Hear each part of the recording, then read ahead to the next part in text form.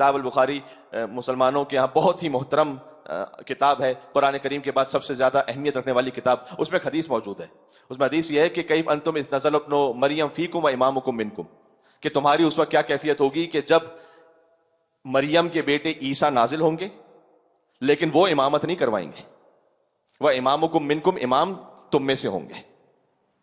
اس کا مطلب یہ ہے کہ عیسیٰ علیہ السلام امامت نہیں کروائیں گے، بلکہ تمہاری امت میں سے کوئی ہوں گے کہ جو امامت کروائیں گے۔ یہ کتاب البخاری میں حدیث موجود ہے، متفق علیہ حدیث موجود ہے۔ اچھا، میں اس وقت تفصیل میں تو جا نہیں رہا، یہاں اس حدیث میں نام نہیں لکھا امام بخاری نے کہ وہ کون ہوں گے کہ جو عیسیٰ علیہ السلام کے امام ہوں گے۔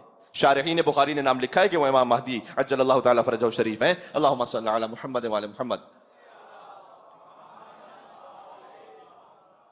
اور امام مہدی علی کے 11ویں فرزند ہیں، یہ تو بات جانتے ہیں آپ، لیکن میں اتنا کہنا چاہتا ہوں کہ وہ کوئی بھی ہو، امام مہدی ہوں مسلمانوں کے عقیدے کے مطابق، یا ہو سکتا ہے کہ کسی اور کی نگاہ میں کوئی اور شخصیت ہو، لیکن اتنا تو طے ہے کہ سارے مسلمان علماء، مفتیان کرام، بڑے بڑے بزرگان، ان سے آپ پوچھ لیجئے کہ کیا کسی کی ہمت اور جرت ہے کہ عیسیٰ روح اللہ کے امام بن سکے؟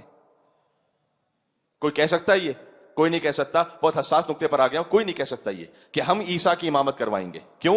اس لیے کہ عیسیٰ علیہ السلام کا امام بننے کے لیے کم از کم مردے کو زندہ کرنے آنا چاہیے۔